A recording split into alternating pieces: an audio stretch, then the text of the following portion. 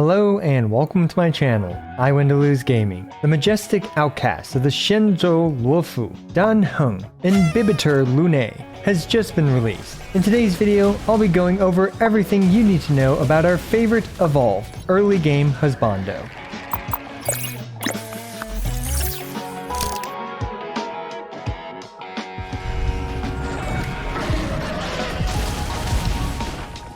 After the most natural way to evolve, by being impaled, our starter husbando, Heng, evolved into a majestic dragon-wielding Imbibitor Lunae. Heng Imbibitor Lunae is an imaginary DPS character who walks the path of destruction. That's right, Imbibitor, not inhibitor. If you know what an imbibitor is, let us know in the comments below, because I sure as heck don't know. Imbibitor? Seriously? I'm the one that's going bye now because I'm feeling bitter since I already recorded this entire video saying imbibitor. So yeah, sorry about that mispronunciation, but based on the spelling, imbibitor made more sense to me. Let me know if I'm just the crazy one here or if some of you guys thought it might have been imbibitor as well. Imbibibating aside, you can actually use your pre-evolution Heng and your post-evolution Imbibitor Heng in your party at the same time. Hopefully in the future we get even more imbibibations of Heng to have a full Heng team. This guide will go over his kit, his stat recommendations, his best relics, light cones, teammates, Eidolons, and finally, my opinion on Heng Imbibitor Lunae. Let's Dragon Finger our way into today's guide.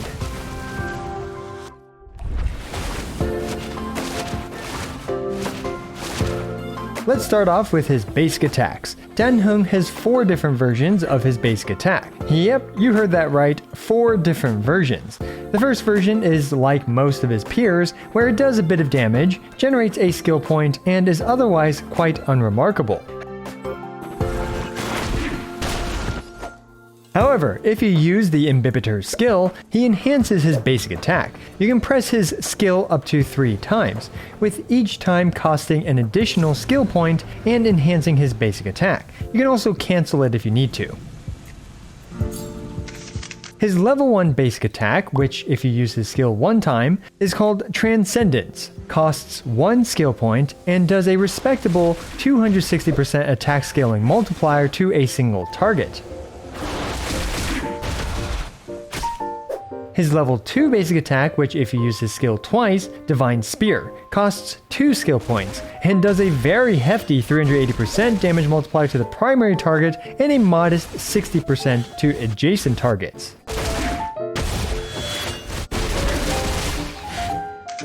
And finally, we can go further beyond. His level 3 basic attack, Fulgurant Leap, which of course by now if you can't tell, you need to use the skill 3 times, costs an eye-watering 3 skill points and does a monstrous 500% multiplier to the primary target. And it also does a very respectable 180% to adjacent targets. In total, against 3 targets, this is a bonkers 860% multiplier. Now do keep in mind that using his skill doesn't actually count as using a skill, so certain light cones won't get benefits from it. Also, his basic attacks, even when enhanced, still count as basic attack damage, not skill damage. But wait, that's not all. Both his skill and his talent enhance his basic attack damage, and actually just his damage, and also makes him quite cumbersome to do math for. In short, Imbibitor's skill and talent increase the bonus damage multiplier and crit damage multipliers for each hit in his basic attack. Each hit essentially increases in damage. This means you're heavily rewarded for using his level 3 basic attack, since that one has 7 hits, allowing for his talent's 6 stacks of 10% bonus damage to fully stack, and allowing his skills 4 stacks of crit damage to fully stack. Now, I don't think it's too important to know exactly how the stacking mechanic works, so to put it in a razor way, bigger numbers, good. And last but not least, we have his ultimate, Azur's Aqua Ablutes All.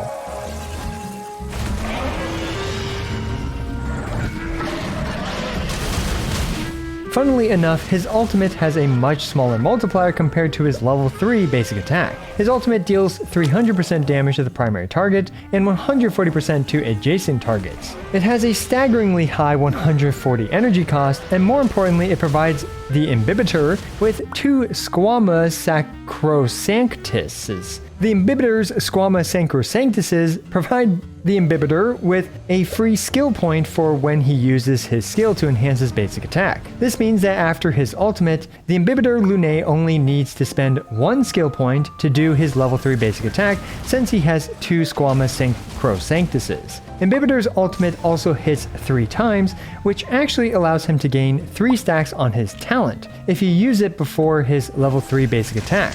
And lastly, Imbibitor's technique, Heaven Quelling Prisma Draken, say that 5 times fast, allows him to Wario Shoulder Charge an enemy in the overworld, and starts the battle off with a Squama Sacrosanctus stack. That's right, the Imbibitor Lunae's Heaven Quelling Prisma Drakon starts him off with a Squama Sacrosanctus stack. Anyway, let's dragon finger a bit deeper into his kit by taking a look at some additional parameters, such as his toughness, damage, and energy regen.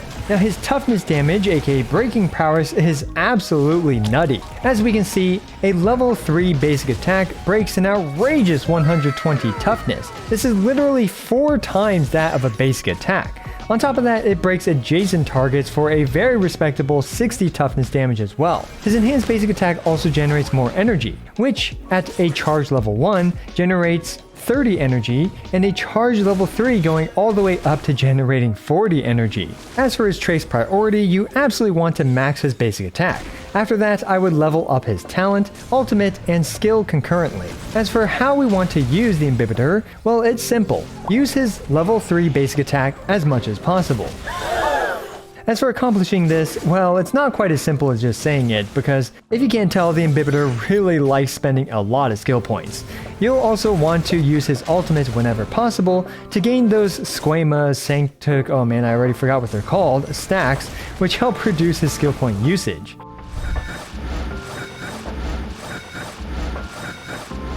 And as always, we need the obligatory Relics section. Imbibitor is an attack scaling crit DPS character. As such, he should use the Cookie Cutter Crit Body, Speed Boots, Imaginary Sphere, and Attack % Link Rope. Of course, you can use an attack % boots as well, but as usual, I always recommend going for the crucial 134 speed stat in order to move twice in the first round of the Forgotten Hall. As for substats, it's the usual, pray to RNGesus for as much crit rate and crit damage as possible, followed by just enough speed stats to get to 134 speed, and then attack % is always a nice bonus to have. As for the relic sets, there are 3 main 4-piece set options for him, with the Wastelander of Banditry Desert being the first one that I want to talk about.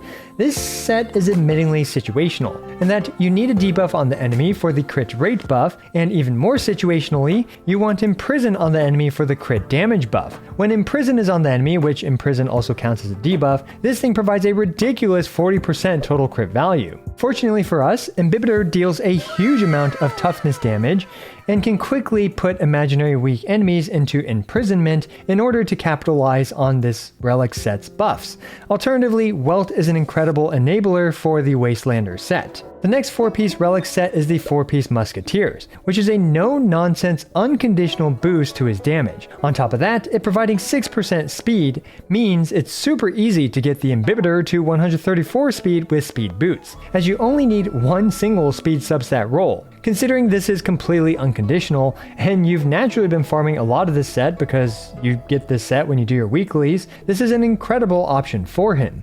And finally, Imbibitor is a good user of the 2-piece Musketeers plus 2-piece Wastelander. This ends up doing the same amount of basic attack damage as the 4-piece Musketeers, and it's really only missing a few speed substat rolls to be just as good as the Musketeers. As for the other sets, well, I don't really recommend them, but I did do the math for some of them, so here's the full chart. Next, let's talk about his 2-piece relic options. I personally think there is a clear winner here, being the 2-piece Rudolent Arena. The Rudolent Arena gives crit rate and boosts basic attack damage by 20%, which is where most of Imbibitor's damage comes from. Do keep in mind that you need 70% crit rate to get the bonus damage buff for his basic attacks. The next best option is the 2-piece Space Sealing Station, as it provides a lot of attack, but also do keep in mind that you need 120 speed to get even more attack. As for the other 2-piece sets, here's some math for some of them, but the aforementioned ones are really the only ones that I actually recommend.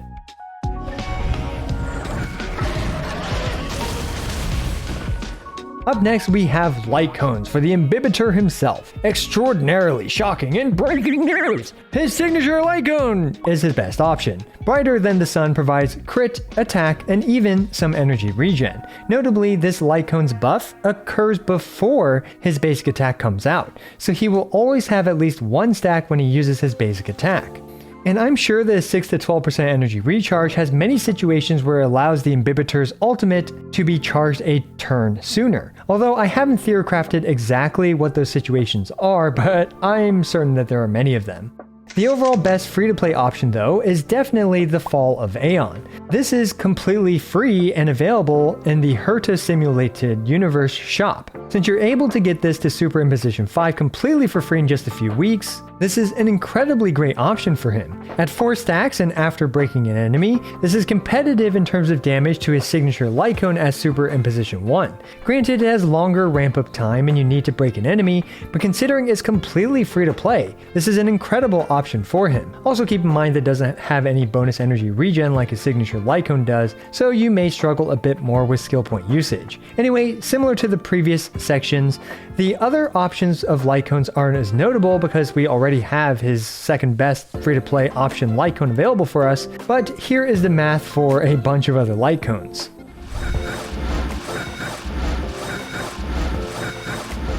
Alright, so this section is incredibly important for the Imbibitor, which is talking about his teammates. Because the Imbibitor is such a skill point hungry DPS character, he's going to want characters that can provide value while also generating skill points. On top of that, the Imbibitor's damage is so high that he is best used as a hyper carry. Unsurprisingly, Tingyuan is overall the best support for him, like she is for so many characters. She provides a large attack buff, a large bonus damage buff, is skill point positive, and very importantly, provides Imbibitor with tons of energy for his ultimate. More ultimates means more skill points, means more damage for the Imbibitor. Besides Tingyuan, any of the other Harmony characters do work well with him, each having their own comparative advantages. Anyway, other Harmony characters like Bronya provide a free turn and overall the largest damage buff, but obviously Bronya is not nearly as skill point friendly. Yukong provides a massive crit buff and attack buff, but is also not as skill point friendly as Tingyuan. Asta is good, providing a decent attack buff and more speed, so yeah, all the Harmony characters are great teammates for Imbibitor, but I do think Tingyuan is overall the best thanks to her energy providing capabilities. Equally unsurprising, some Nihility characters are great teammates as well. Silverwolf stands out as she can be used with Imbibitor to apply tons of debuffs and Imaginary as a weakness, and she's also relatively skill point friendly. Pella can get away with spamming basic attacks to provide great uptime on defense shred, thus generating skill points and amplifying damage. And Welt, while a bit of a skill point desirer himself, can provide Imprison on demand to maximize the Wastelander buffs. Finally, it's recommended to run a sustained character with Imbibitor and with most teams, and any healer built with speed to generate more skill points will do incredibly well with Imbibitor for obvious reasons. It's also worth mentioning that the Relics set, the Passerby of Wandering Clouds, is actually especially good on Imbibitor's teammates because it buys him an extra turn or two of being able to use his level 3 basic attacks. Here are a few team archetypes. This first one is a really well-rounded team with Imbibitor, Tingyuan, another Harmony or Nihility character, and a healer. For example, if you're using the Wastelander Relic set, you can use Welt in the 3rd slot. If you don't have Welt, you can use a speedy basic attack spamming Pella. If you want maximum damage, every other attack cycle or so, you can use Bronya.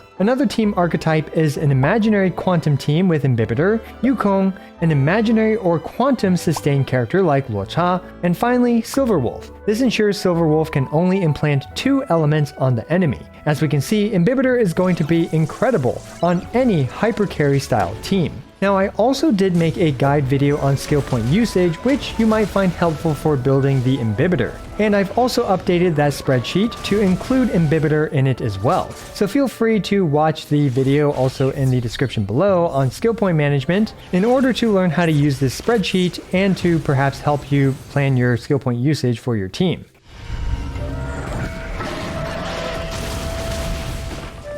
Anyway, let's quickly blitz through his Eidolons as well for those of you who bought Bitcoin back when Linkin Park was popular. Eidolon 1 provides more stacks more quickly on his talent, which leads to a reasonable 12.6% damage gain to his level 3 basic attack. His Eidolon 2 is completely bonkers as it advances his action forward by 100%, giving him a completely free turn when he uses his ultimate, allowing him to unleash 2 of his level 3 basic attacks in a row. Eidolon 3 provides 1 level to his basic attack, which is what you want. Eidolon 3 allows the crit damage buff to be extended to the next turn, and his Eidolon 6 can be insane if you use all his teammates' bursts at once, allowing Imbibitor to penetrate 60% of an enemy's imaginary resistance. By E6 S5, Imbibitor's level 3 basic attacks are doing around 2.6 times the damage of an E0 S1 Imbibitor, and this doesn't even include the free turn he gets from his Eidolon 2.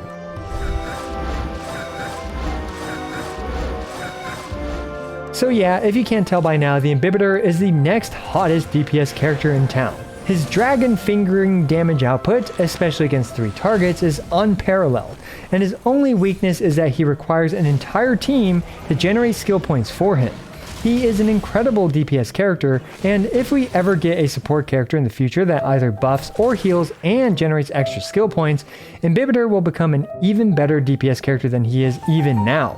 For imaginary weak enemies, Imbibitor is an absolute monster and will certainly not disappoint you. And even against non-imaginary weak enemies, he's still an incredible character. Overall, if you need a top-tier crit scaling DPS character, you absolutely will not be disappointed by the Imbibitor. But do keep in mind that he will want the same supports as other hypercarries like Zila, Jingyuan, and Yanqing. All in all, I think that Dan Heng Imbibitor Lunae is an incredible top-tier powerful DPS character, especially with the right team. Let me know what you think about our new favorite dragon fingering husbando down below. As always, I appreciate every single one of you. This is I Win to Lose, signing out.